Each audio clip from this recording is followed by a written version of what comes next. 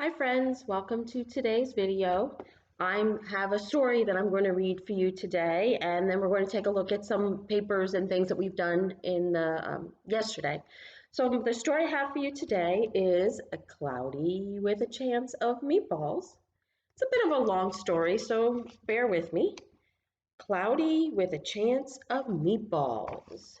We were all sitting around the big kitchen table. It was Saturday morning. It was pancake morning. And Mom was squeezing oranges for juice, and Henry and I were betting on how many pancakes we each would eat. And Grandpa was doing the flipping in the kitchen. There he is, making the pancakes for today. Seconds later, something flew through the air and headed towards the kitchen ceiling and landed right on Henry. There it is on his head. After we realized that the flying object was only a pancake, we all laughed, and even Grandpa. Breakfast continued quite uneventfully. All the other pancakes landed in the pan, and all of them were eaten, even the one that landed on Henry's head. That night, touched off by the pancake incident at breakfast, Grandpa told us the best tall tale bedtime story he'd ever told. Across an ocean over lots of huge bumpy mountains, across 3 hot deserts and 1 smaller ocean, there lay the tiny town of Chew and Swallow.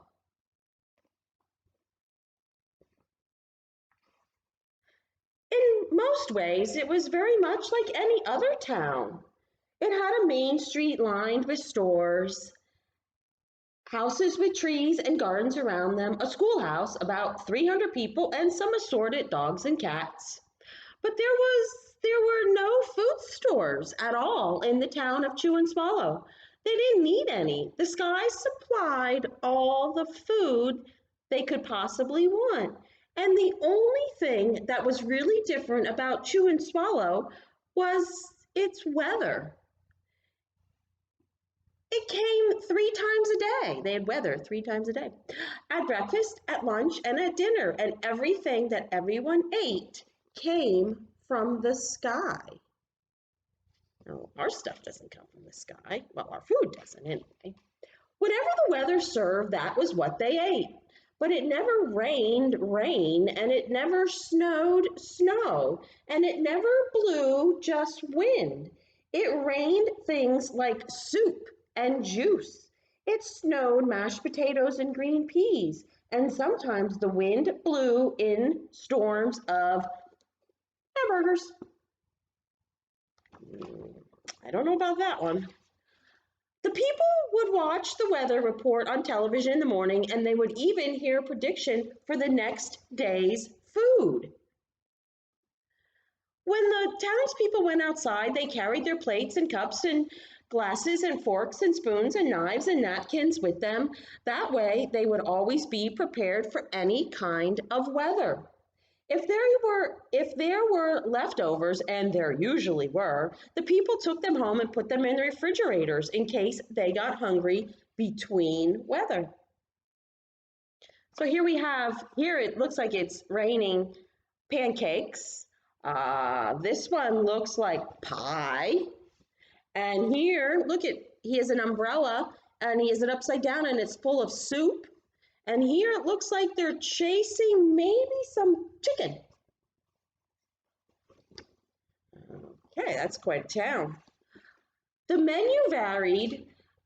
By the time they woke up in the morning, breakfast was already coming down.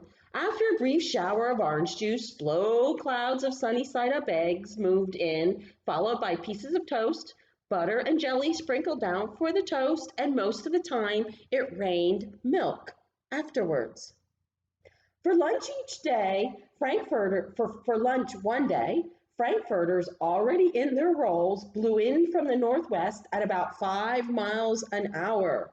There were mustard clouds nearby.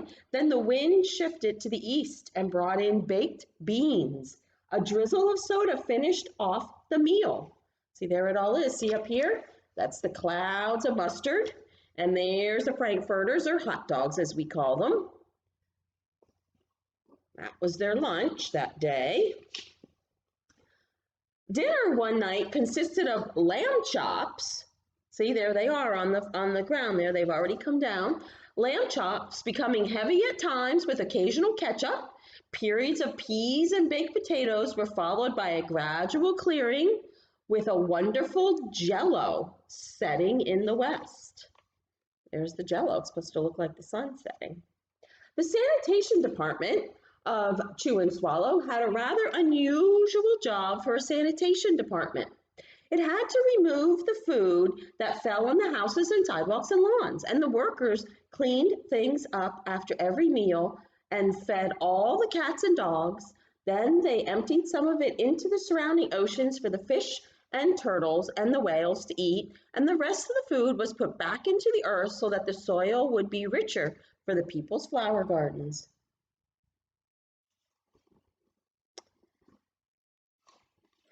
Life for the townspeople was delicious until the weather took a turn for the worse. The Chew and Swallow Digest, it says, spaghetti ties up town. Record-breaking pasta fall causes chaos. Look at all the pasta on the ground there. One day there was nothing but gorgonzola cheese all day long. Gorgonzola cheese falling. The next day there was only broccoli, and all of it was overcooked. And the next day there were Brussels sprouts and peanut butter with mayonnaise. That doesn't sound very good. Another day there was pea soup fog, and no one could see where they were going, and they could barely find the rest of the meal that got stuck in the fog.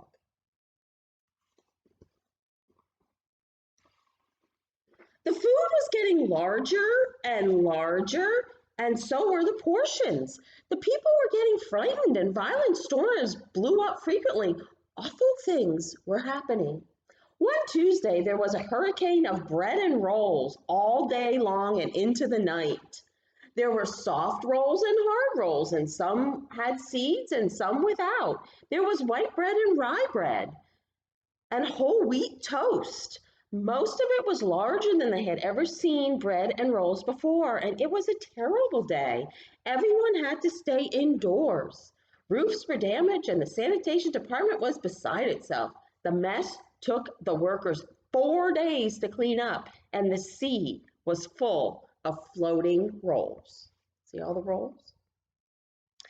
To help out, the people piled up as much bread as they could in their backyards, and the birds picked at it a bit, but it just stayed there and got staler and staler.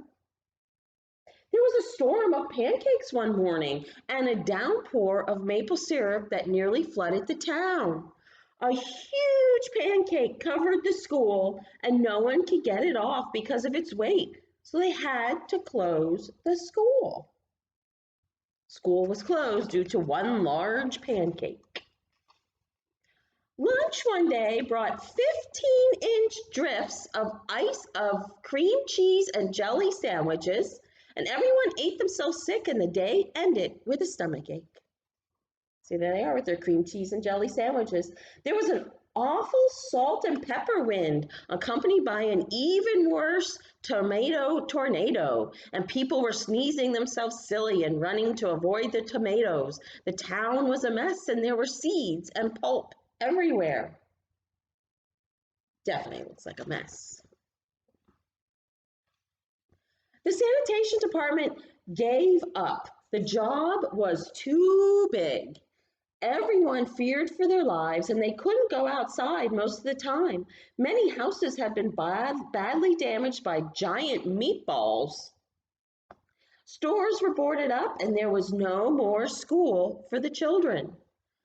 So a decision was made to abandon the town of Chew and Swallow. It was a matter of survival for the townspeople. The stuff falling from the sky just got to be too big. Look at the size of that donut. You see that? And there's a lady standing right next to it. It's as tall as she is. That is a big donut. Looks like it would hurt if you got hit with it. The people glued together the giant pieces of stale bread sandwich style with peanut butter, and they took the absolute necessities with them and set sail on their rafts for a new land. See, they made rafts and boats out of the bread and they stuck it all together using peanut butter. After being afloat for a week, they finally reached a small coastal town which welcomed them. The bread held up surprisingly well enough for them to build temporary houses for themselves out of it. The children began school again, and the adults all tried to find places for themselves in the new land. The biggest change they had to make was getting used to buying food at a supermarket. They found it odd that the food was kept on shelves and packaged in boxes and cans and bottles. Meat that had to be cooked was kept in large refrigerators, and nothing came down from the sky except rain and snow. The clouds above their heads were not made of fried eggs. No one even got hit by a hamburger ever again. And nobody dared to go back to Chew and Swallow to find out what had happened to it. They were too afraid. And Henry and I were awake until the very end of Grandpa's story, and I remember his good night kiss.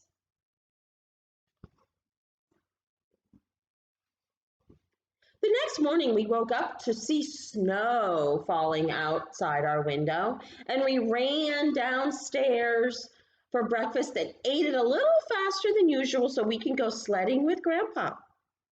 It's funny, but even as we were sliding down the hill, we thought we saw a giant pat of butter at the top, and we could almost smell mashed potatoes. So what is that that's coming up over there?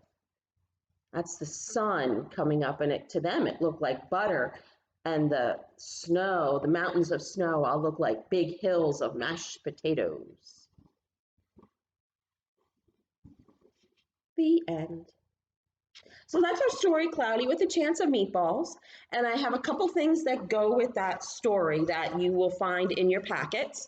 First, we have a paper here that you'll predict what it is that you're going to see falling from the sky. So on this line here, you will put your name. Okay, so if I put my name on here, it would say Mrs. Biondo predicts that it will be cloudy with a chance of, and you're going to name some sort of food there that one of your parents or older brothers or sisters can fill in there, and then you're going to draw a picture of what that would look like, of what it would look like if that food was falling down from the sky. Okay, you can put yourself in there too. All right, so you're going to do that one.